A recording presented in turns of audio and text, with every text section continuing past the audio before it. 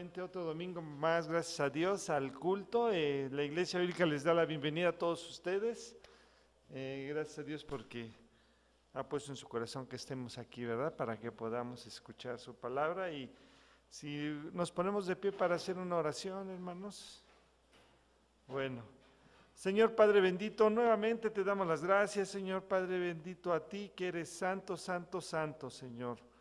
Gracias por todas las oportunidades que nos das, Señor Padre, todos los días, Padre mío, para poder salir adelante, Padre mío, con tu ayuda, Señor mío. En esta mañana quiero pedirte por cada uno de los miembros que estamos aquí presentes, Señor mío, y los que no pudieron venir, y los que están por venir, Señor Padre mío, que nos cuides, nos protejas, Señor Padre bendito, y gracias porque venimos con gozo para escuchar tu palabra, Señor Padre Santo, que podamos entenderla y podamos llevarla a cabo, Señor. Te pido, Padre, por las alabanzas, por la predicación, Señor, por todo el servicio en general, para que sea para gloria y honra tuya, Señor, Padre Santo. Pongas palabras en el pastor Juan Carlos para que pueda él darnos ¿qué vamos a ver? Segunda de Corintios, Señor Padre bendito, y que podamos entenderlo, Señor mío. Gracias, todo esto lo pedimos en nombre de tu amado Hijo Jesucristo. Amén. Nos toca leer Proverbios 16, si gustan buscarlo, por favor. Salmo 1, del versículo 1 al 4.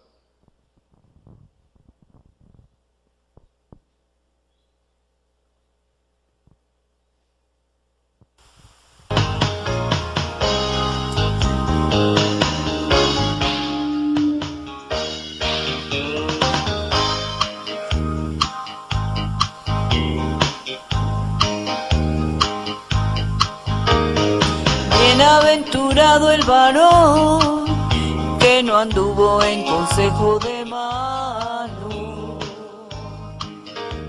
ni estuvo en camino de pecadores, ni en silla de escarnecedores se ha sentado, sino que en la ley de Jehová está su delicia, y en su ley medita de día y de noche. Será como árbol plantado junto a corrientes de agua, que da su fruto a su tiempo y su hoja no cae, y todo lo que hace prosperará. Bienaventurado el varón que no anduvo en consejo de malos, ni estuvo en camino de pecadores, ni en silla de escarnecedores se ha sentado, sino que en la ley de Jehová está su delicia,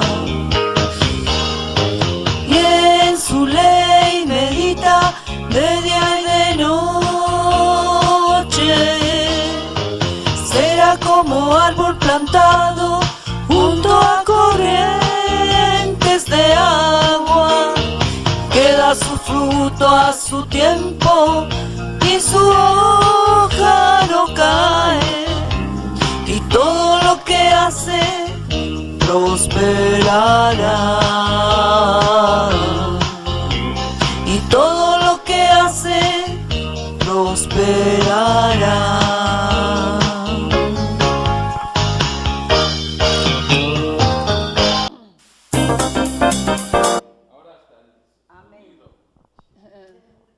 Este es otro versículo que está en el libro de Eclesiastés, que aquí dicen que escribió Eclesiastés, pero este es un llamado a acordarse de nuestro Creador en los días de la juventud, también escrito por Salomón.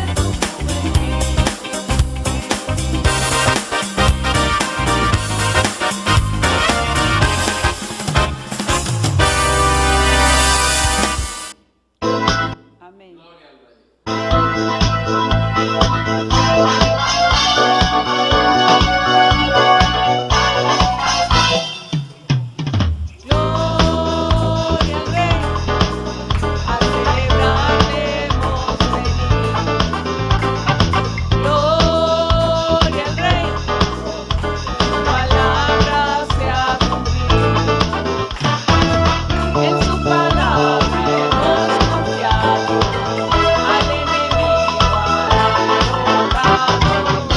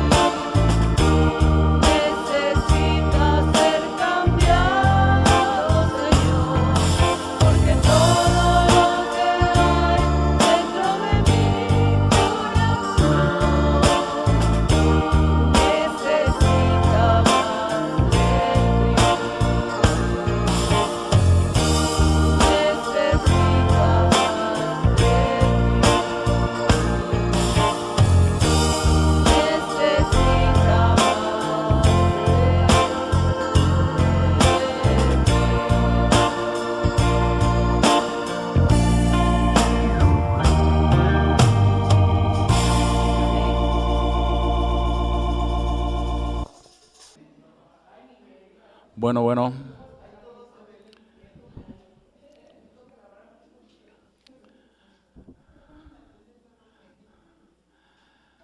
Puras caras bonitas veo desde aquí. Y eso que no nos peinamos, dice.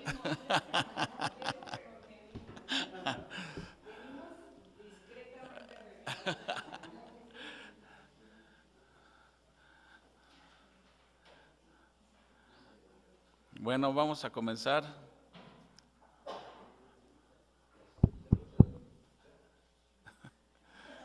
Tres minutos volaron y tu tiempo se acabó. Bueno, hermanos, pues vamos a dar inicio a la predicación aquí con Juan Carlos. Le invitamos a que pase.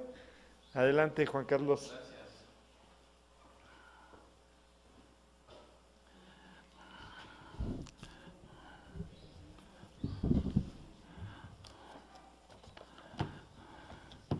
Buen día.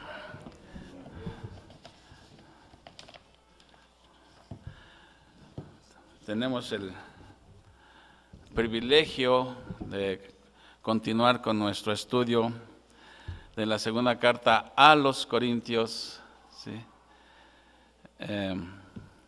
Y hoy vamos a ver capítulo 3. Ahí poco a poquito, ¿verdad? Vamos avanzando. De hecho, en los primeros 7 capítulos de la carta, Pablo se dedica a defender su autoridad apostólica, ¿sí?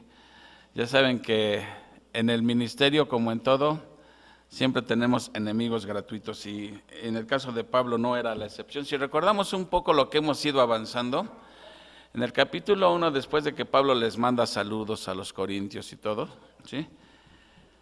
Pablo explica el porqué del sufrimiento humano, ¿sí? ¿Por qué las tribulaciones en la vida cristiana? Cuando más quieres servir a Dios, pareciera que más te está lloviendo en tu milpita, ¿sí? Y Pablo explica 2 razones por las cual Dios permite el sufrimiento en la vida de un cristiano. La primera es, ¿recuerdan? ¿Por qué Dios permite que? Exactamente, para poder consolar nosotros que estén pasando por lo que uno ya pasó, ¿verdad? Como que haya empatía. Esa es la primera razón, que Dios nos capacita a través del sufrimiento para cuando alguien esté pasando por la misma situación que nosotros, seamos capaces de poder consolarles. Pero también Pablo dice que no todo es sufrimiento en la vida cristiana, también hay gozo, hay alegrías, hay paz, hay motivos de dar gracias a Dios por lo que sucede en nuestras vidas. Y la segunda razón, ¿cuál era por la cual Dios permite el sufrimiento? Para que aprendamos a confiar más en Él y menos en nosotros, ¿verdad? Esas son las razones. En el capítulo 2, Pablo les explica por qué fue que cambió sus planes. Pablo les había dicho en su primera carta, Pablo, recuerden, él estaba en Éfeso, se proponía ir a Macedonia, pero dice, antes de ir a Macedonia voy a pasar por Corinto para saludarles, y de regreso vuelvo a pasar por Corinto para volver a estar con ustedes, y de esta manera tengan doble bendición con la visita de Pablo. Pero a la mera hora no pudo cumplir sus planes. ¿Por qué razón? En primer lugar, Dios le cambió los planes a Pablo. Recuerdan, hay problemas en Éfeso, Pablo tiene que salir de Éfeso y se va a Troas. Y en Troas hay una gran oportunidad para estar predicando y todo. Sin embargo, él estaba preocupado por Tito, que no llegaba con noticias sobre los corintios. Recuerden, Pablo les había mandado una carta muy severa a los corintios reprendiéndolos y quería saber qué pasaba con los corintios, cómo habían reaccionado y cómo estaba Tito. Así que deja Troas y se va a Macedonia, a Filipos específicamente, para encontrarse ahí con Tito, ¿sí? Entonces, los enemigos de Pablo, ¿quiénes eran los enemigos de Pablo? Esos falsos apóstoles que llegan y se introducen en la congregación y su intención es desacreditar a Pablo, diciendo que Pablo era un falso apóstol, cuando en realidad los falsos apóstoles eran ellos. Y entonces se agarran, ya ves, cuando te quieren atacar, de cualquier cosita se agarran para atacarte. Y entonces ellos empiezan a atacar a Pablo diciendo que, ya ven cómo no cumplió, había dicho que iba a venir 2 veces y nada más no vino. Ese Pablo como que no es digno de confianza. Lo empiezan a atacar, ¿sí? Y la segunda razón por la que él ya no asistió fue por amor a ellos. Recuerdan que Pablo les estaba dando tiempo de arrepentirse. La iglesia estaba en plena rebeldía a causa de estos falsos apóstoles, estaban en rebeldía. Pablo les reprende, pero al parecer no surtió efecto la reprimenda y dice, si no fui es para darles tiempo de que se arrepintieran. Ya fue hasta cuando les mandó la carta con Tito que ellos agarran la onda, sí, se arrepienten, ¿sí? Entonces Pablo les estaba dando tiempo para arrepentirse. Dice, si no fui fue para darles tiempo también a arrepentirse. Y Pablo termina el capítulo 2 denunciando a esos falsos apóstoles que les llama mercaderes, prácticamente les está llamando, están haciendo negocio, dice, medran la palabra falsificándola, ¿no? Esa palabra de medrar es, diluían el evangelio, miren. ¿Se acuerdan que les dije que es como cuando a la leche le echan agua para hacerla más y obtener más ganancia, o el vino, ¿no? Lo bautizan, lo diluyen para obtener mayor ganancia? ¿Qué estaban haciendo los falsos apóstoles? Estaban diluyendo el evangelio, ¿sí? Haciéndolo más atractivo.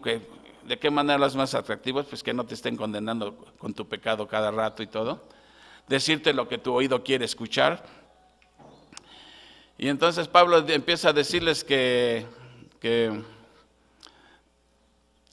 esos pseudoapóstoles, ¿sí? En realidad lo que estaban haciendo era negocio nada más con ellos. Y así es como termina Pablo el capítulo 2. Entonces a Pablo lo atacaban porque Pablo decía que sufría mucho a causa del evangelio, azotes, persecuciones.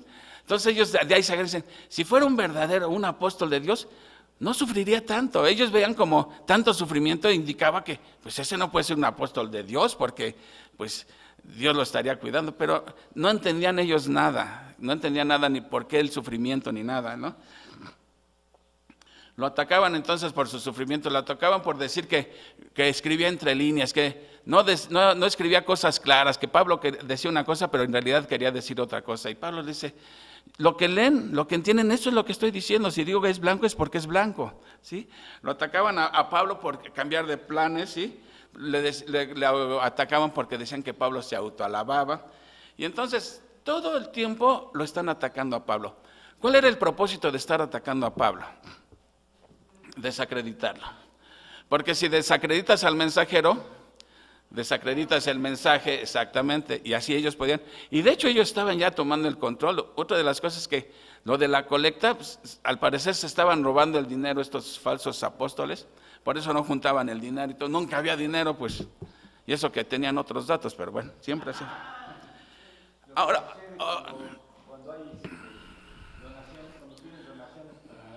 ¿y dónde quedó la bolita? ¿No? Tristemente así pasaba. Entonces uno se preguntaría en el capítulo 13, ¿y ahora de qué van a acusar a calumniar a Pablo?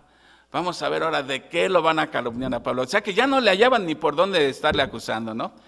Cualquier pretexto era bueno, pero vamos a orar primero, mis hermanos. Amado Padre Celestial, gracias, Señor, te damos primeramente porque tenemos el privilegio de llamarte Padre por los méritos de tu Hijo Jesucristo que fue a la cruz a morir por nuestros pecados, Señor. Gracias porque gracias a su sacrificio podemos acercarnos confiadamente al trono de la gracia, Padre, poner todas nuestras peticiones, nuestras súplicas, nuestros ruegos delante de ti, Señor. No confiando en nuestros méritos, sino en los de tu Hijo Jesús. Y esta mañana, Padre, agradecemos el privilegio que tenemos de estar aquí reunidos en tu nombre para estudiar tu bendita palabra, Señor, que es luz en nuestro camino y lámpara en nuestros pies, Señor. Te pedimos, Señor, que podamos entender tu palabra y sobre todo, Señor, ponerla en práctica, Señor, ponerla por obra, que nos transforme realmente, Señor, porque necesitamos tanto de ti, por eso clamamos que ya no queremos ser igual, Señor. Necesitamos mucho de ti y clamamos por tu ayuda a través de tu palabra que surta efecto en nuestras vidas y en nuestros corazones. Ayúdame, Padre, a exponer tu palabra con fidelidad, con veracidad, Señor. Y a cada uno de nosotros danos un corazón atento y enseñable. Te lo pedimos en el nombre de nuestro Señor Jesucristo. Amén. Así que pues vamos a entrarle ya al capítulo. Miren, propongo que leamos el capítulo, no son muchos versículos. Vamos a leer el capítulo completo y ahorita empezamos a exprimir versículo por versículo. Dice Pablo así: en el capítulo 3, versículo 1. Pablo pregunta con una pregunta retórica, dos preguntas retóricas. ¿Comenzamos otra vez a recomendarnos a nosotros mismos? ¿O tenemos necesidad, como algunos, de cartas de recomendación para vosotros o de recomendación de vosotros? Nuestras cartas sois vosotros, escritas en nuestros corazones, conocidas y leídas por todos los hombres, siendo manifiesto que sois carta de Cristo expedida por nosotros, escrita no con tinta, sino con el Espíritu del Dios vivo, no en tablas de piedra, sino en tablas de carne del corazón. Y tal confianza tenemos mediante Cristo para con Dios, no que seamos competentes por nosotros mismos, para pensar algo como de nosotros mismos, sino que nuestra competencia proviene de Dios. Ahí vamos a leer hasta el 5 y ahorita continuamos, ¿no? Porque ese es el primer punto realmente que va a tocar Pablo. Pablo va a defenderse de un nuevo ataque. Ahora, ¿de qué lo están acusando a Pablo, calumniándolo? De que Pablo no tenía cartas de recomendación como tenían ellos, ¿sí? Pareciera como que Pablo se está autoalabando, pero no se está autoalabando. Fíjense, dice Pablo, comenzamos otra vez a recomendarnos a nosotros mismos. No es que Pablo se estuviera recomendando a sí mismo, sino que más bien de eso lo atacaban a Pablo. Que como él no traía cartas de recomendación, él se autorrecomendaba, ¿no? Dice, todo el mundo sabía que Pablo no pertenecía al grupo de los 12. ¿Quién era ese grupo de los 12? Pues los 12 apóstoles que anduvieron con Jesús en su ministerio terrenal. Pablo nunca anduvo con Jesús, ¿sí? Más bien Pablo perseguía a los cristianos, han de recordar eso, ¿sí? Entonces todo el mundo sabía que Pablo no pertenecía al grupo de los 12. Pero en realidad, Pablo necesitaba recomendación, necesitaba una recomendación. Él no necesitaba ninguna recomendación, ¿por qué? Porque Jesús mismo se le apareció, ¿sí? Y lo llamó al ministerio para con los gentiles, ¿sí? Y no solamente lo llamó, sino que Jesús estaba bendiciendo el ministerio de Pablo. Donde Pablo predicaba, había muchos convertidos, lo cual indica que el Señor Jesús estaba bendiciendo su ministerio. Ahora, este costumbre de las cartas era común en aquel entonces, ¿sí? Como hoy en día, vas a pedir trabajo y te piden cartas de recomendación de alguien que te conozca, que avale lo que dice ser. Era también común en aquel entonces, ¿no? Entonces, estos pseudoapóstoles traían cartas de recomendación. La pregunta es, ¿cartas de quién? Ellos venían de Jerusalén, pero no podían ser cartas de los apóstoles, porque sería una contradicción que Pedro o Juan los estuvieran recomendando. ¿Quién sabe? Yo creo que fueron a Santo Domingo a hacer sus cartas de recomendación, que eran falsas o quién sabe quién se las dio. Pero ellos decían, nosotros traemos cartas de recomendación, o sea, como diciendo, nosotros somos líderes reconocidos, nos recomiendan. A ver, que Pablo presente sus cartas de recomendación, ¿sí? Y esto lo hacían porque ellos querían tener el control de la iglesia. Pablo les dice, ok, ¿quieren ver mis cartas de recomendación? Así ven la fineza que tenía Pablo para contestarles y contraatacar. Dice, ¿quieren ver mis cartas? Ahí les van. Versículo 2 que dice, nuestras cartas sois vosotros. Ahí está la respuesta de Pablo. ¿Quieren ver mis cartas? Cada uno de ustedes es una carta de recomendación mía, dice. Escritas en nuestros corazones, conocidas y leídas por todos los hombres. Lo que está diciendo Pablo es, ¿quieren ver de verdad que mi apostolado es genuino? Vean sus vidas, ¿sí? Ustedes son testimonio, ustedes son testigos de que yo soy un verdadero apóstol. ¿Por qué? Porque son salvos, han sido salvos por medio de la predicación del evangelio. ¿Qué otra evidencia hay? Sus vidas, cómo están cambiando. Esa es la evidencia. Por eso Pablo dice, ¿quieren ver mis cartas? Obsérvense cada uno de ustedes.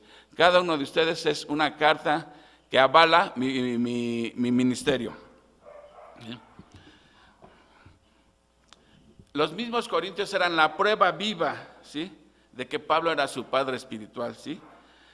Y ahora Pablo le está diciendo, las vidas de ustedes son testimonio como un libro abierto para cualquiera, ¿sí? O sea, yo no traigo cartas escritas en papel y con tinta. Cada uno de ustedes es una carta y esa carta está escrita aquí en mi corazón. Otro de lo que quiere decir Pablo es cuando dice aquí, escritas en nuestros corazones, fíjense, no dice en mi corazón, dice en nuestros corazones, hablando en plural, pudiéndose referir a sus colaboradores como eran Timoteo y Tito.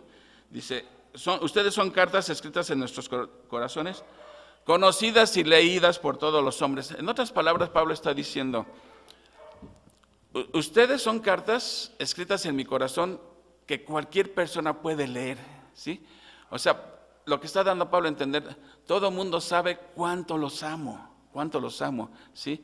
A donde me paro yo hablo de ustedes y cualquier persona puede apreciar cuánto amor siento por ustedes. Entonces Pablo está diciendo, ustedes son mis cartas de recomendación, sus vidas dan testimonio de que mi ministerio es avalado por el Señor y mi corazón da testimonio de ustedes a donde me paro, ¿sí? Que Pablo está diciendo que vean lo que ha hecho Cristo en sus vidas, ¿sí? Luego les dice aquí en el versículo 3, siendo manifiesto que sois cartas de Cristo expedidas por nosotros. Fíjense, aquí hay otra cosa. Dice, primero dice Pablo, ustedes son mis cartas, pero ahora dice aquí que son cartas de Cristo. ¿Sí observan? Que dice en el 3, siendo manifiesto que sois cartas de Cristo expedidas por nosotros, escritas no con tinta, sino con el Espíritu del Dios vivo, no en tablas de piedra, sino en tablas de carne del corazón. Entonces aquí, ¿son de Pablo o son de Cristo? ¿O son de ambos? Principalmente Pablo está diciendo, ustedes son cartas de Cristo expedidas por nosotros, como si el que escribió esas cartas, Pablo está utilizando metáforas, ¿sí? Sí, Pablo está diciendo, ustedes son cartas que escribió Cristo, pero expedidas por mí, como si Jesús las escribió, pero el cartero fue Pablo. ¿Sí? ¿Me explico lo que está diciendo? Pues sí. Porque en realidad es Cristo quien funda la iglesia en Corinto a través de Pablo, ¿sí? Y Pablo reconoce eso. No, Pablo no se está atribuyendo el mérito a él. Él está diciendo, ustedes son carta de Cristo expedida por nosotros. O sea, nosotros fuimos solamente el vehículo, el instrumento que Dios ha utilizado para que ustedes sean salvos. Así que realmente ustedes son cartas de Cristo. Entonces, fíjense, dice por un lado, son cartas, nuestras cartas, pero al mismo tiempo dice son cartas de Cristo.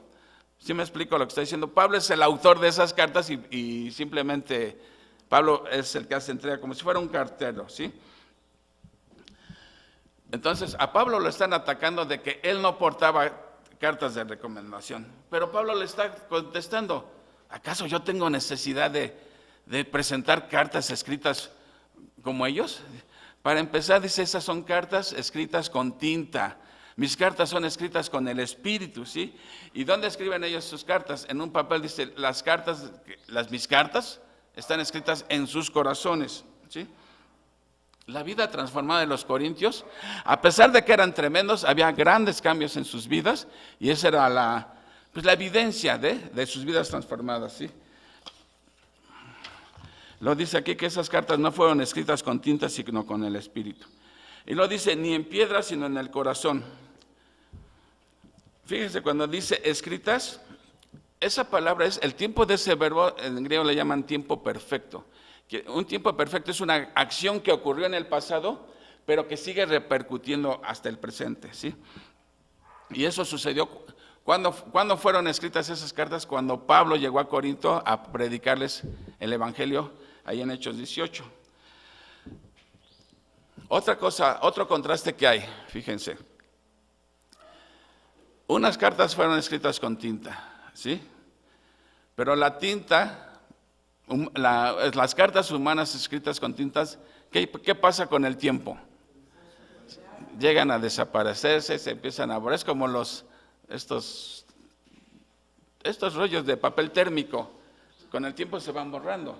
Pablo está diciendo, esas cartas con el tiempo escritas con tinta se van desvaneciendo. Ahora, las cartas escritas en el corazón por el Espíritu de Dios, esas no se borran nunca, son permanentes, ¿sí? Vivas totalmente.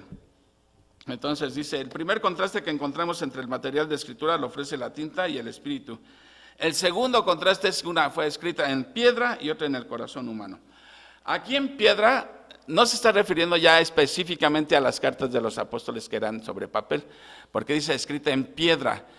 Entonces, ¿qué les trae a la mente cuando dice que esa ley escrita en piedra, de qué estará hablando? Los 10 mandamientos. ¿Por qué? Porque los 10 mandamientos Dios los escribió sobre piedras. ¿Recuerdan cuando allá Moisés en Éxodo recibe los mandamientos? Fueron escritas sobre piedra.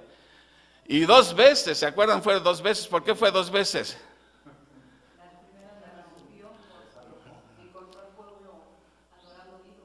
Ahí viene Moisés bien contentote con sus tablas de piedra. Y oh sorpresa, llega y encuentra al pueblo en vil desenfreno de idolatría, ¿sí? Y Moisés hace coraje, las rompe, ¿sí? Y después Dios les tiene que volver a dar esas tablas, ¿sí? Pero esas tablas fueron escritas, esos mandamientos fueron escritos sobre tablas de piedra. Aquí está diciendo Pablo, esta ley que Dios está, o estas cartas están escritas en el corazón, y son escritas por el Espíritu de Dios. Pablo está utilizando una metáfora para contrastar lo que es el antiguo pacto y el nuevo pacto. Miren, voy a explicar un poquito esto. Dios ha hecho pactos con el hombre a lo largo de la historia. El primer pacto que aparece en la Biblia, bueno, no sé si es el primero, pero un pacto bien importante es el pacto que hizo con Abraham. ¿Recuerdan que Dios hizo un pacto con Abraham? Que le prometió que le iba a dar descendencia, riquezas, todo le iba a dar. ¿Dios lo cumplió eso? Dios lo cumplió, ¿sí? Aunque hasta ahorita todavía va a medias eso. Ese pacto era incondicional. ¿Qué significa un pacto incondicional? Es un trato que hacen entre ambas partes, pero el cumplimiento del pacto depende nada más del que lo hace, ¿sí? Por eso es un pacto incondicional. ¿Cómo sabemos esto? Porque en aquel entonces, cuando se hacía un pacto incondicional, se mataba un animal, ¿sí? Se partía en dos el animal, ¿sí?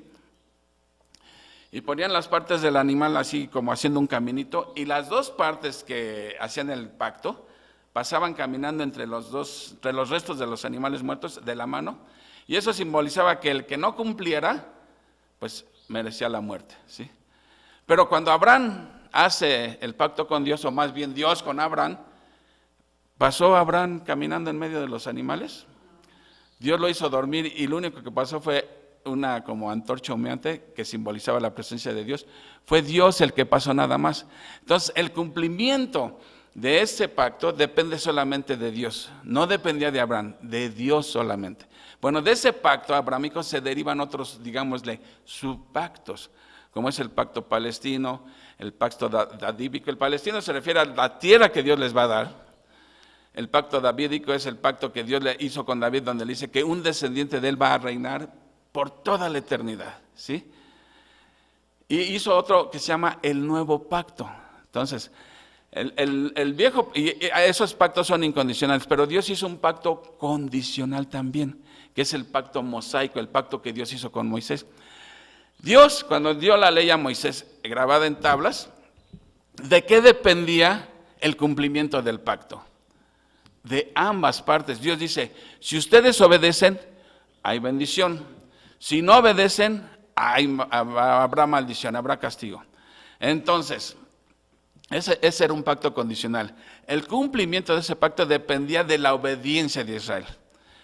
Eso es lo que conocemos como la ley mosaica, ¿sí? ¿Qué pasó con esa ley? ¿Israel pudo cumplirla? ¿Por qué no la puede cumplir? Porque nadie puede cumplir la ley de Dios a la perfección.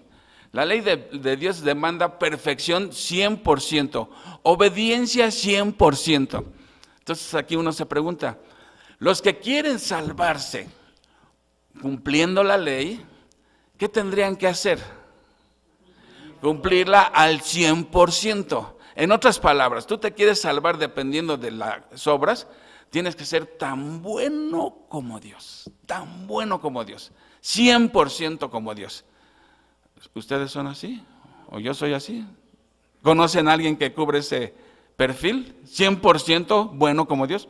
Nadie. Entonces, ¿cuál fue el papel de la ley? ¿Dios la dio con el propósito de que se salvaran? No. ¿La dio con qué propósito? para que nos diéramos cuenta que no podemos cumplirla, que violamos la ley de Dios. Por lo tanto, ¿sí? La ley termina, porque en realidad no son 10 mandamientos, fueron 613 mandamientos que Dios dio a través de Moisés. Y la ley termina diciendo, maldito aquel que no cumpla esto. Entonces hay una maldición. El que no la cumpla está bajo la maldición de la ley. Y la paga del pecado es la muerte. Entonces se dan cuenta cómo todos tenemos un grave problema.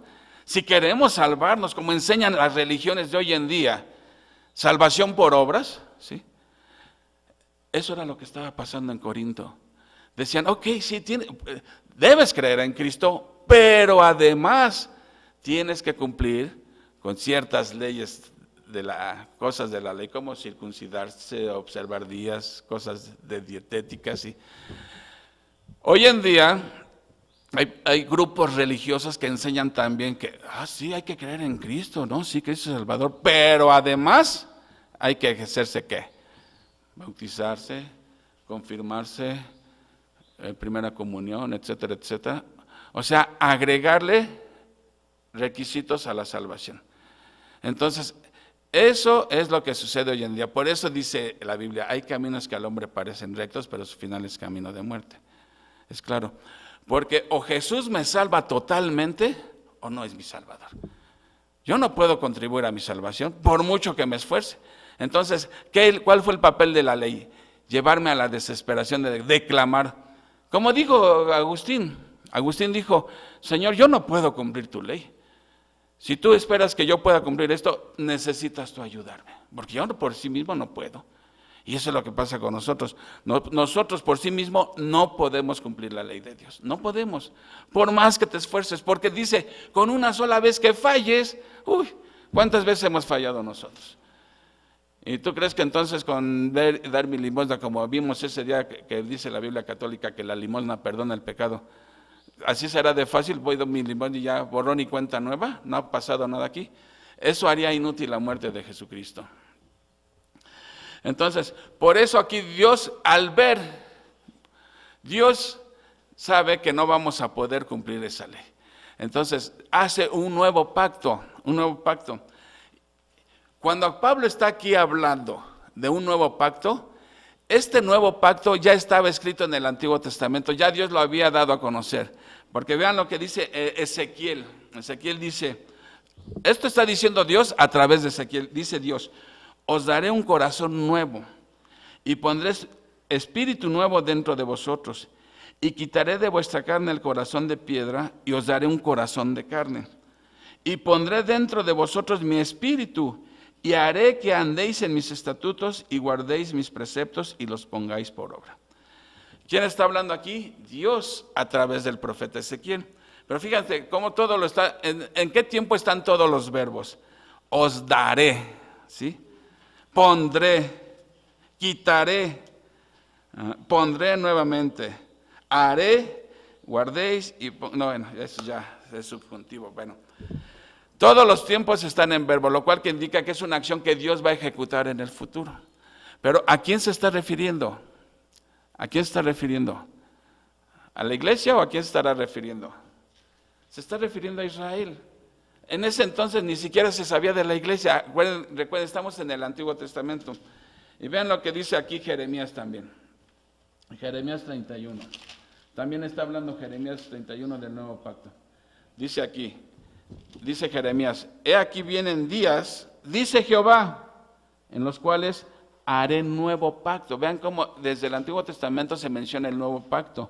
Ese nuevo pacto que Jesús, cuando el día que instituyó la cena, dijo, este es el nuevo pacto en mi sangre. Bueno, ese nuevo pacto es para Israel, ¿sí?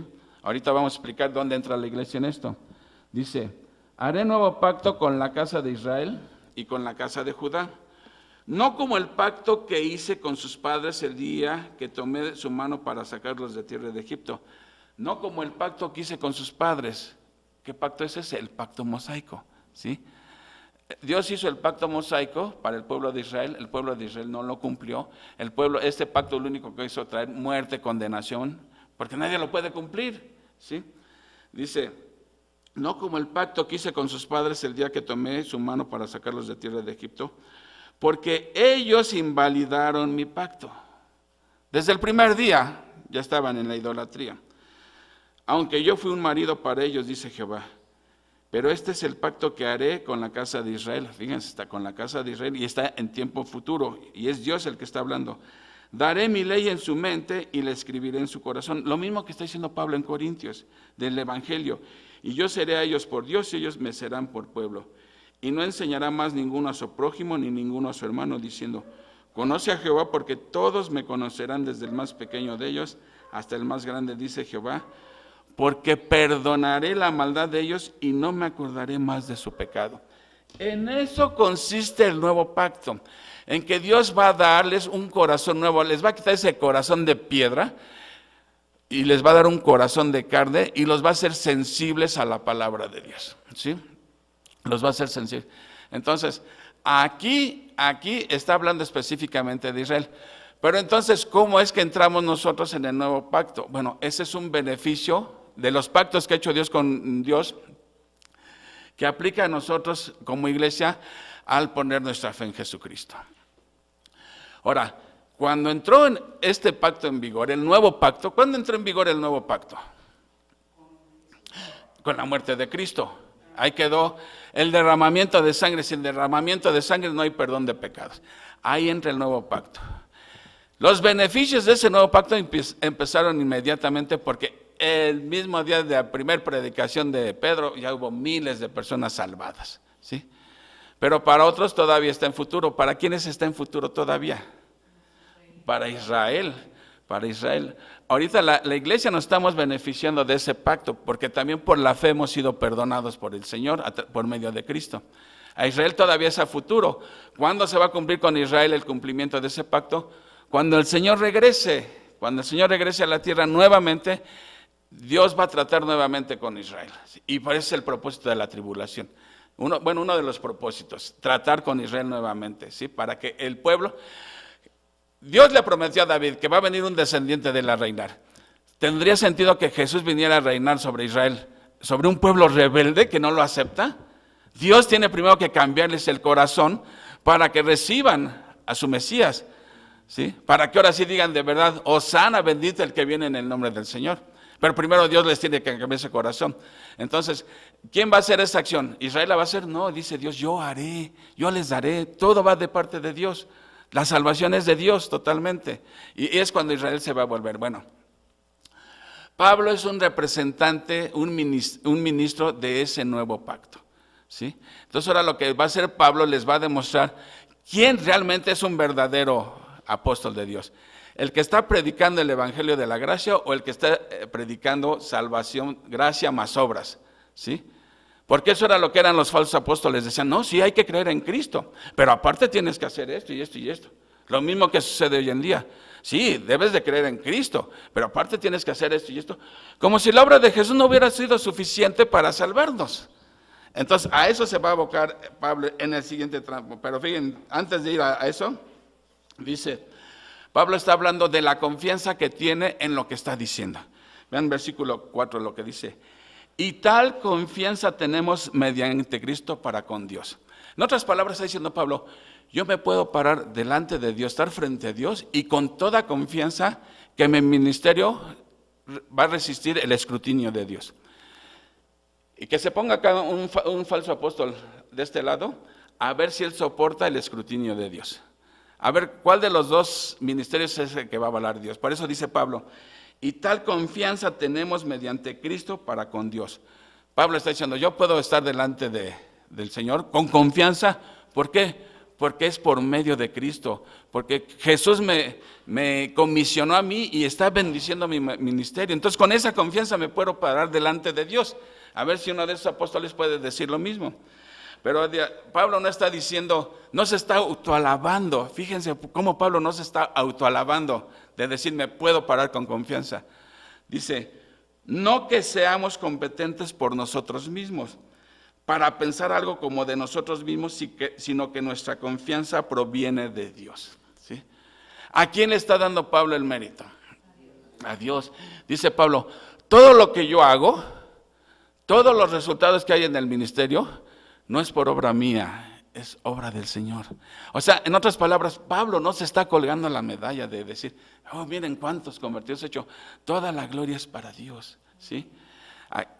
Todo el que está aquí y quiere el mensaje del Evangelio, no es porque yo lo haya predicado, ¿sí? Es Dios el que les quita ese corazón de piedra y les da un corazón de carne para que sean sensibles a su palabra, ¿sí? Cuando una persona tiene un corazón de acero, sí, esa ya es canción, corazón de acero tengo yo. Bueno, de acero, de piedra, todo se les resbala. No hay, pero cuando Dios cambia ese corazón de piedra, lo pasa a ser un corazón de carne, esa persona capta la oferta de Dios, que Dios le está ofreciendo salvación, ¿sí? No dependiendo de lo que haga o no haga, dependiendo únicamente de lo que Jesús ya hizo por él. ¿Y cómo aplica esto? Por la pura fe. Es un regalo de la gracia, pero por fe lo tienes que aceptar. ¿Me entiendes? No es fe más obras. Acuérdense que ya les dije una vez esta ecuación. Cristo más algo es igual a ¿qué? A nada. Cristo más nada es igual a todo. Jesús no necesita ayuda, ¿sí?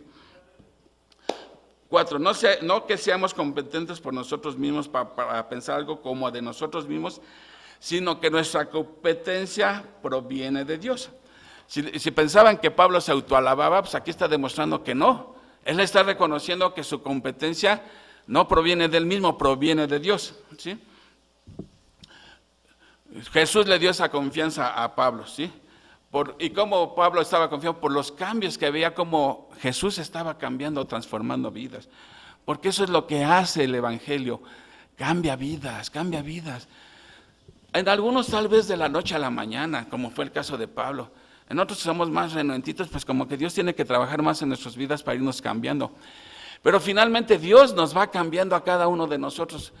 Unos más rápido, otros más lentos. Pero finalmente Dios te está cambiando, ¿sí? ¿Cómo se da uno cuenta de que está uno cambiando? Bueno, en mi caso a mí no me gustaba leer la Biblia. Se me pareció lo más aburrido. Que me hablaran de Dios, de Jesús, nada de eso me interesa. Pues porque está uno ciego, como dice la Biblia, ¿sí? Entonces, dice, ahora 6 dice, aquí Pablo va a hacer contrastes entre los dos pactos, el antiguo pacto que es el de la ley de Moisés y el nuevo pacto que es el Evangelio de la gracia. Dice, el cual, ¿a quién se refiere cuando dice el cual? Recuerden lo último que dijo en el versículo 5, dice, no que seamos competentes por nosotros mismos para pensar algo como de nosotros mismos, sino que nuestra competencia proviene de Dios, el cual, o sea, sigue hablando de Dios, el cual asimismo nos hizo ministros competentes de un nuevo pacto, no de la letra, sino del Espíritu, porque la letra mata, mas el Espíritu vivifica. Y si el ministerio de muerte, se está refiriendo a la ley, grabado con letras en piedras fue con gloria, tanto que los hijos de Israel no pudieron fijar la vista en el rostro de Moisés a causa de la gloria de su rostro, la cual había de perecer, ¿cómo no será más bien con gloria el ministerio del Espíritu? O sea, el Evangelio de la gracia. Porque si el ministerio de condenación, se está refiriendo a la ley, fue con gloria, mucho más abundará en gloria el ministerio de justificación. Se está refiriendo al Evangelio de la gracia. Porque aún lo que fue glorioso, no es glorioso en este respecto, sino en comparación con la gloria más eminente. Porque si lo que perece tuvo gloria, mucho más glorioso será lo que permanece. Ahí está haciendo contrastes entre uno y otro pacto, ¿sí?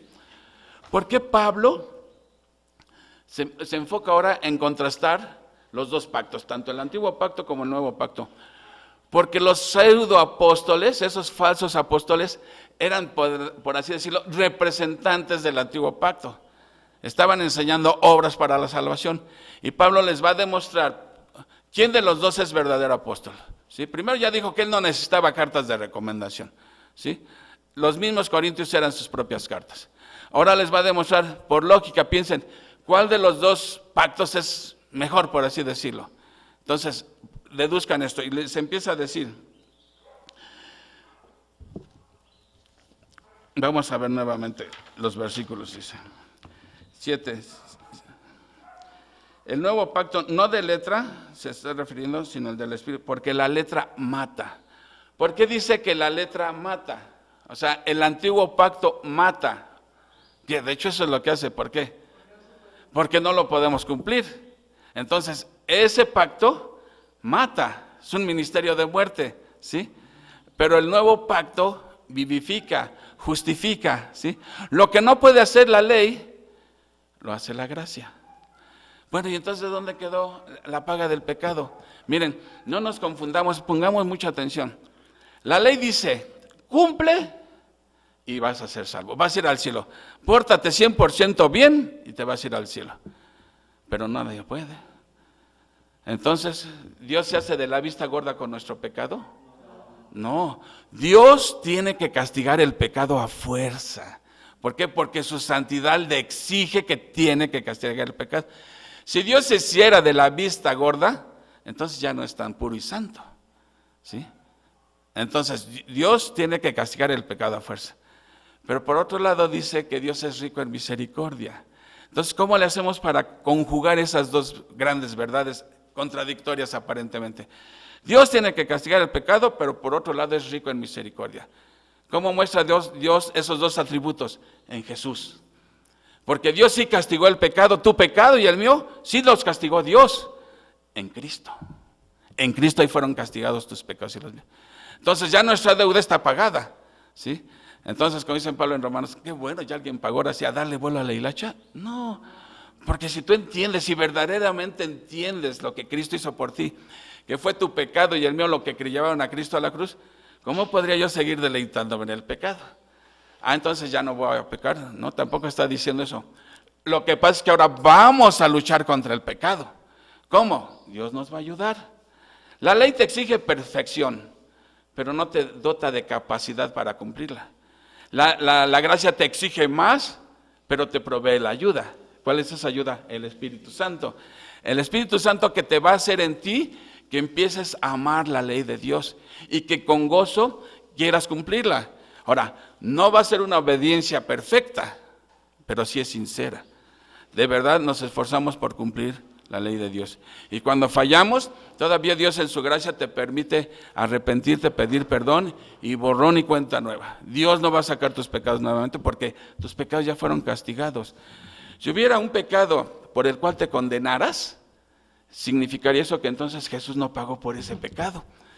¿Y será que algún pecado quedó fuera del sacrificio de Cristo?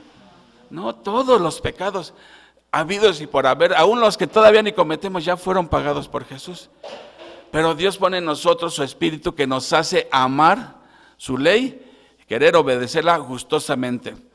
Acá en la ley tienes que obedecer para ser salvo. En la gracia, quiero obedecer porque ya soy salvo. ¿Me explico? Porque Dios lo hizo todo. Por eso Pablo dice en Romanos, por las misericordias de Dios, todo lo que Dios ha hecho por nosotros en Cristo, eso nos debe motivar a obedecer a Dios, ¿sí? Luchar contra el pecado, amar su santidad. Bueno, dice, y si el ministerio de muerte grabado con letras de piedra fue con gloria, tanto que los hijos de Israel no pudieron fijar la vista en el rostro de Moisés a causa de la gloria de su rostro, el cual había de perecer. Cuando Dios entregó la ley a Moisés, ¿cómo regresó Moisés? Su rostro resplandeciendo, había hablado con Dios. Dios le había hablado a Moisés y cuando Moisés regresa al campamento y salen los israelitas a decirlo, parecía una lámpara de LED o de halógeno, resplandecía, ¿sí? Tanto que Moisés se tenía que cubrir el rostro, ¿sí? Ahora, ¿por qué se cubría Moisés el rostro? Hay dos vertientes. Una dice que porque consideraba al pueblo tan rebelde que no merecía ni siquiera ver la gloria de Dios. Otra, que como esa gloria iba, como dice Pablo aquí, iba a perecer, que Moisés no quería que los israelitas vieran cómo cada día brillaba menos la gloria, porque iba a perecer y que eso los llevara a desobedecer más. Entonces él se cubría la cara con un velo, ¿sí? Para mí pueden ser las dos las razones por las que Moisés se cubrió el rostro, ¿sí? Pero lo que indica es eso, hubo gloria, se reflejó la gloria de Dios cuando Dios entregó la ley. Pablo dice, si era una gloria que iba a perecer, con más razón, más gloria hay en el evangelio de la gracia, ¿sí? Resplandece más la gloria de Dios, porque Dios va a perdonar nuestros pecados, nos va a quitar ese corazón de piedra, nos va a dar un corazón nuevo, ¿sí? Y nos va a hacer amar su ley. Y por eso es que queremos. ¿Por qué estamos aquí nosotros? ¿Alguien nos obliga a venir? Estamos aquí porque queremos venir, porque obedecemos a Dios, no porque me estén torciendo el brazo, porque tengo ganas de escuchar la voz de Dios a través de su palabra, ¿sí? Y Dios siempre bendice la obediencia, ¿sí? Dice en el 8, ¿cómo no será más bien con gloria el ministerio del Espíritu? Porque si el espíritu de condenación fue con gloria, mucho más abandonará el gloria el ministerio de justificación. Porque aún lo que fue glorioso no es glorioso en este respecto en comparación con la gloria más inminente. Fíjense, ¿la luna brilla? ¿Sí o no? Sí brilla, pero si la pones al lado del sol, ¿qué pasa con el brillo de la luna? Sigue ahí su brillo, pero es eclipsado totalmente por la... Entonces, Pablo no está diciendo que el pacto mosaico no tenía gloria. Lo que pasa es que comparado con otra lamparata muchísimo mayor, pues esta no. Entonces Pablo le está diciendo, chequen ustedes por mismo cuál de los dos ministerios es el bueno, de a qué ministerio yo represento y a qué ministerio representan ellos. Por lógica, piensen, ¿sí? Eso es lo que Pablo quiere que entiendan, la grandeza del evangelio comparada con la ley de Moisés. ¿Por qué está contrastando Pablo esto? Porque ellos eran representantes del antiguo pacto, ¿sí? Ahora vamos a ver del 12 en adelante. Viene Pablo hablando de la gloria, va a hablar del velo, dice. Así, en el versículo 12, así que teniendo tal esperanza, ya dijimos que la palabra esperanza no es un espero que así sea, un ojalá, es certeza absoluta. En la Biblia significa certeza absoluta. Usamos de mucha franqueza, o sea, hablamos, esa expresión de usamos de mucha franqueza es como Pablo dice, hablar a cara descubierta, hablar con sinceridad, con franqueza, ¿sí? Y pone el ejemplo, por ejemplo, Moisés se tenía que cubrir la cara, dice, y no como Moisés que ponía un velo sobre su rostro, para que los hijos de Israel no fijaran la vista en el fin de aquello que había de ser abolido, ¿sí? Pero el entendimiento de ellos se embotó. ¿De quién está hablando? Aquí está hablando del pueblo judío exactamente. Se embotó, o sea, quedó nublado, ¿sí? Porque hasta el día de hoy, fíjense, desde que Dios dio la ley, ¿sí? El pueblo judío no entendió que esa gloria iba a desaparecer. Eso tenía que haberles llevado al Mesías. Dice, porque hasta el día de hoy, o sea, en los días de Pablo, dice, cuando leen el antiguo pacto, ¿quiénes? Los judíos, ¿sí? Les queda el mismo velo no descubierto, el cual por Cristo es quitado. Ahí está. Al igual que el pueblo de Israel, todos nosotros traemos un velo desde que nacemos. Todos, por eso no vemos la verdad del evangelio. Pero ¿quién es el que quita el velo? Cristo. Cristo te quita el velo y uno se vuelve a Él. ¿Cuántas cosas dices? Hasta que por fin las estoy entendiendo. Normalmente, ¿cuál es el pensamiento de uno? Lo que nos enseña es, pórtate bien y vas al cielo, ¿no? Pórtate bien y vas al cielo. Como si el ir al cielo dependiera de que nos portemos bien. Ahora, ¿nos portamos bien? Pues dices, pues depende con quién me compares. Si me compares con un malandrín, pues si yo soy una blanca palomita. Pero ¿con quién te tienes que comparar? Con Jesús, porque Él sí fue la perfección completa de la ley. Entonces, no pensemos que somos muy buenos. Seremos muy buenos comparándonos con un maleante, un asesino. Pero la norma con la que hay que compararse es con Cristo. ¿Y cómo resultamos ahí? Pecadores totalmente. ¿Y la paga del pecado qué es?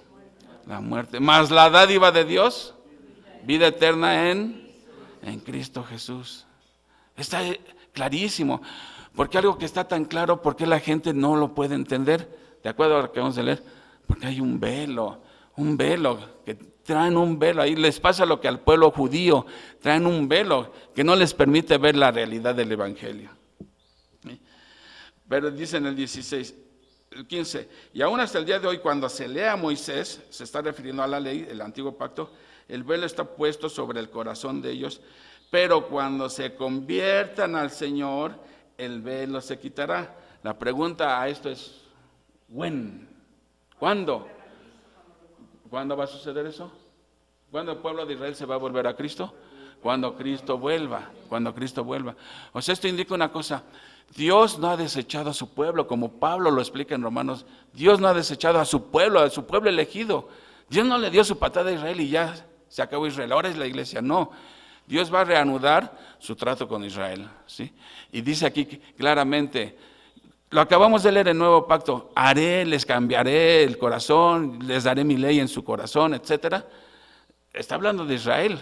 Dios va a hacer eso, no se ha cumplido aún, pero Dios lo va a hacer cuando el Señor vuelva. Dice 17, porque el Señor es el Espíritu, y donde está el Espíritu del Señor, ahí hay ¿qué? Ahora, mi pregunta es, ¿libertad de qué? ¿Libertad para pecar? Para empezar, nos va a liberar de la tiranía de la ley. Porque la ley dice, ¿cómo decía una frase que escuché una vez? A ver si me acuerdo. Corre, me pide la ley, pero no me da los pies para correr. Vuela, me pide la gracia, pero me provee de alas para volar. Así va más o menos. ¿Sí se entiende? La ley te exige, pero no te da nada no te capacita. La gracia te exige más, pero te provee las alas. Es el Espíritu de Dios que te hace amar y querer obedecer. Sí. Muchos podrán venir a la congregación a la fuerza, pero otros venimos por gusto, ¿sí? O sea, porque Dios pone el deseo en ti, ¿sí? Y así es la vida cristiana. Nuestro deseo de obedecer a Dios nos motiva el agradarle, no el para que me salve, ya me ha salvado, ya Cristo lo hizo todo para pagar por mi pecado. ¿Cómo correspondo yo eso? Agradeciendo lo que Él ha hecho por mí merecidamente. ¿Y cómo lo agradezco? Pues obedeciéndole. Jesús lo dijo, el que tiene mis mandamientos y los guarda, o sea, y los obedece, ese es el que me ama, ese es el que me ama. Entonces, Jesús nos viene a liberar de la tiranía de la ley y por otro lado, de la condenación de la ley, porque la ley condena. Entonces, si alguien se quiere salvar por medio de guardar el antiguo pacto, por medio de guardar la ley, tiene que cumplirlos todos al 100%. A veces las personas creen que la ley de Dios es como un buffet. Vas a un buffet y ves un guiso que te gusta, otro no te gusta y dices, ay, este sí agarro. No, ese no me gusta. Este sí agarro. Y piensan que la ley, los mandamientos de Dios también es un buffet que el que te plazca cumplir, ese lo cumples. Y el que no, perdona al que te ha ofendido. No, ese no me gusta, porque este me las debe. ¿Sí? No funciona así, no funciona así. Versículo 18, por tanto, nosotros todos, mirando a cara descubierta como en un espejo la gloria del Señor, somos transformados de gloria en gloria en la misma imagen como por el Espíritu del Señor. Esa gloria que irradiaba Moisés, que iba a perecer, que poco a poco se iba apagando, en un cristiano esa gloria ¿cómo va? En aumento, va en aumento. Cada día, conforme Dios nos está transformando a la imagen de su Hijo, esa gloria va aumentando. ¿Y cómo se manifiesta esa gloria? Cada vez te ven más parecido a Jesús. Ese es el propósito de la santificación, que cada día nos parezcamos más a Jesús y cada día menos a nosotros mismos. Que cada día seas menos para ti y que seas más Jesús. ¿Me explico? Porque en mí nada bueno hay, no hay nada bueno. Por eso queremos ser como el Señor, porque nosotros necesitamos ser cambiados, como dice el canto que hicimos. Necesitamos ser cambiados por medio del Señor. Entonces, en el antiguo pacto, el pueblo estaba obligado a obedecer la ley de Dios, ¿sí? Pero en el nuevo pacto Dios ha pagado tu deuda, te ha dado un corazón nuevo, un corazón de carne, ha puesto su espíritu dentro de ti y el deseo de obedecer a Dios, amar su ley y obedecerla, Dios te capacita. Entonces, cuando uno está sirviendo a Dios, ¿sí? ¿Hay mérito en lo que hacemos? No, porque Dios es el que nos ha capacitado. ¿No? Como dice Pablo en otro pasaje, si de gracia recibiste, de gracia hay que dar. Y si lo recibiste, ¿por qué te comportas como si no lo hubieras recibido? O sea, todo cuanto tenemos, nos lo ha dado el Señor, todo. Talentos, dones, posesiones, todo nos lo da el Señor. Nada, tú no puedes decir, esta es mi casa. Cada ladrillo pasó por mi lomo. Sí, pero ¿quién te dio salud para trabajar y tuvieras esa casa? Es por mi trabajo. ¿Y quién te da salud para que puedas trabajar? O sea, ¿me explico? Como si nos ponemos a analizar, todo proviene de Dios, aún nuestros méritos, ¿sí? Entonces, resumiendo esto, los adversarios de Pablo lo están presionando para que presente sus cartas de recomendación. Pablo les contesta, yo no necesito cartas de recomendación. Bueno, le está diciendo a los corintios, pero se las está echando a los falsos apóstoles, ¿sí? Dicen, ¿quieren ver mis cartas? Aquí están, en mi corazón. Cada corintio es una carta en mi corazón. Cada corintio es una carta que me recomienda, no a mí, porque finalmente son cartas de Cristo, escritas por Cristo, pero expedidas por mí, como dice, ¿sí? Yo fui simplemente el cartero, ¿sí? Luego contrasta el antiguo pacto grabado en piedra, lo contrasta con el evangelio de la gracia, y por mucho es superado el antiguo pacto, ¿sí? Entonces, cuando una persona hoy en día está queriendo ganar su salvación por medio de sus obras, entonces alguien puede decir, bueno, entonces portarse bien está mal. No está mal, pero eso no te abre las puertas del cielo. O sea, a veces pensamos, bueno, sí he pecado, pero también hago cosas buenas. ¿Y quién te ha dicho a ti que un pecado, una buena acción es cancelada cancela un pecado? No hay nada. El propósito de la ley es que nos demos cuenta que somos pecadores, que no nos podemos salvar por nosotros mismos, ¿sí? Así te vayas bailando chalma de cabeza y todo, no puedes ser salvado. Sin derramamiento de sangre no hay remisión de pecado. Clara es la Biblia ahí. Ahora, ¿cuál sangre?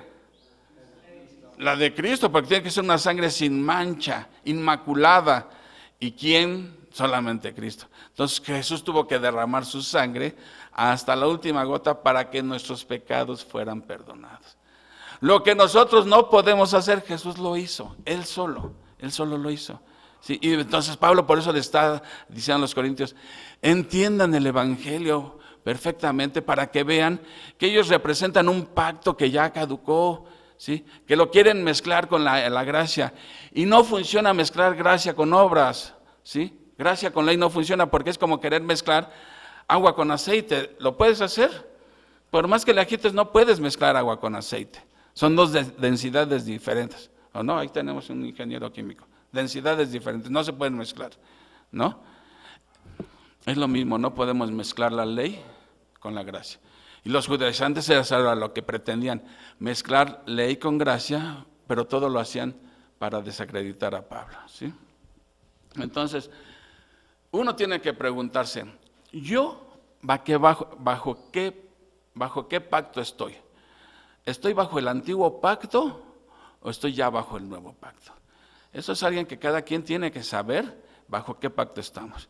Si estoy bajo el antiguo pacto, queriendo buscar mi salvación por medio de mis obras, por medio de hacer y no hacer, bueno, ya lo dice aquí Pablo claramente, estás bajo el ministerio de muerte, ¿sí? La paga del pecado es muerte y no hemos fallado una vez, hemos fallado un montón de veces. Pero si me acojo a la misericordia de Dios, ¿sí?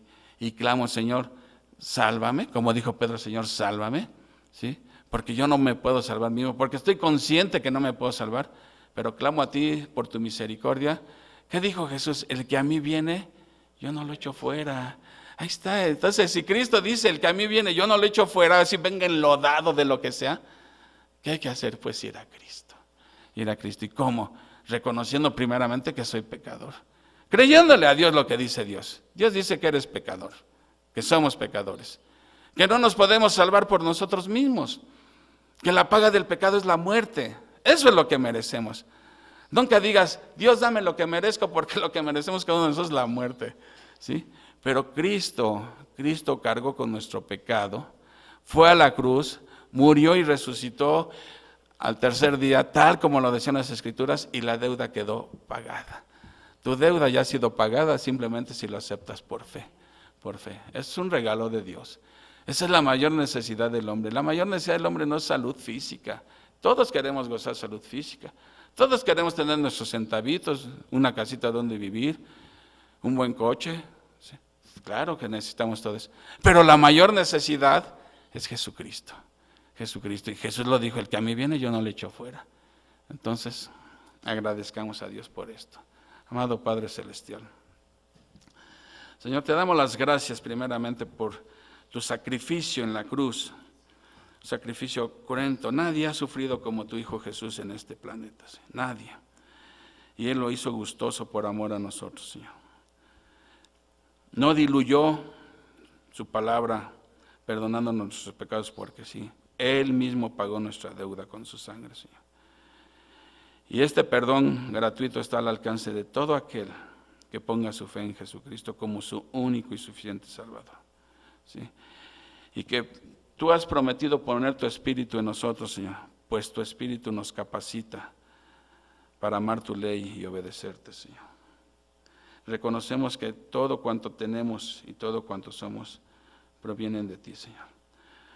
Nosotros por sí mismos no somos nada, Señor. Tú nos has enseñado a contrastar la confianza humana con la confianza en ti, Señor. La confianza humana decepciona, la confianza en ti nunca decepcionará, Señor. Y nuestra confianza está en ti, Señor, en lo que hizo tu Hijo Jesús en la cruz en favor nuestro, Señor. Ayúdanos a comprender esta verdad, Señor, y a vivir agradeciéndote este sacrificio tan inmerecido, Señor. Ayúdanos a reconocer que todo cuanto tenemos, dones, talentos, todo proviene de ti, Señor. Por sí mismo no somos nada.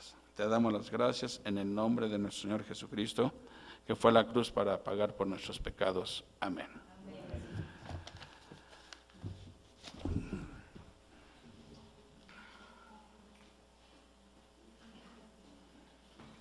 Gracias a Dios por esta predicación que nos regaló.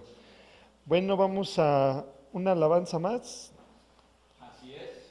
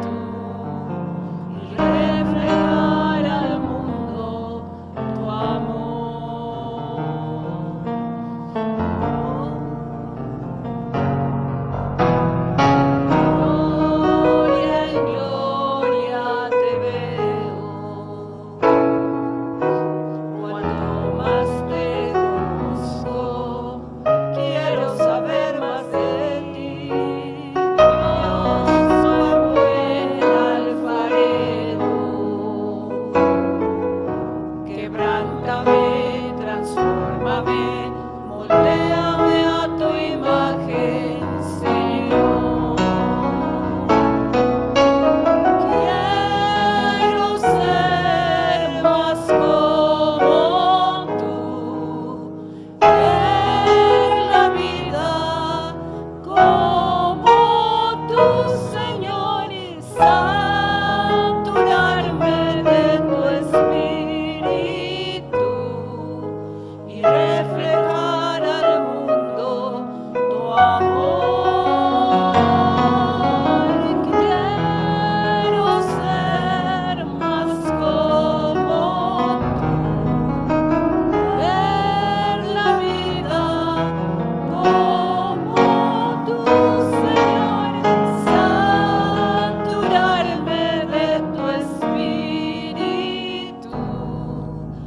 y reflejar al mundo tu amor. Y reflejar al mundo tu amor. Y reflejar al mundo tu amor.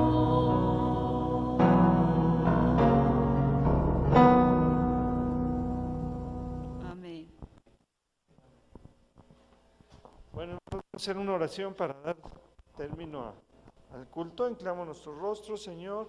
A ti te damos las gracias, Señor, por todas las oportunidades que nos das en esta vida, Señor, de abrir los ojos, de poder vernos aquí en la iglesia, Señor, Padre bendito, por todo lo que haces por nuestros familiares, Señor, Padre bendito, también, Padre bendito, te pido que podamos llevarnos todas las peticiones de oración, Señor, Padre mío, que sea un hábito, que oremos día a día, Señor, Padre bendito, por todos nuestros seres queridos, por todas las personas, Señor mío, por todos los que no te han aceptado, Señor, no han aceptado a tu bendito Hijo Jesucristo como su único y suficiente Salvador. Padre, sabemos que tú eres el que dices quiénes son tus hijos, Señor, Padre bendito, ponemos que podamos seguir orando, Señor mío, día a día, Señor, Padre bendito, que vayamos a nuestros hogares gozosos, que vayamos con paz, Señor, Padre bendito, y vayamos con ganas de hablar de tu bendito Hijo Jesucristo, Señor mío, que nos proveas de trabajo, de un alimento, Padre bendito, y que seamos más como tú, Padre bendito. Gracias te damos en Cristo Jesús, Señor nuestro. Amén. Estamos despedidos, hermanos.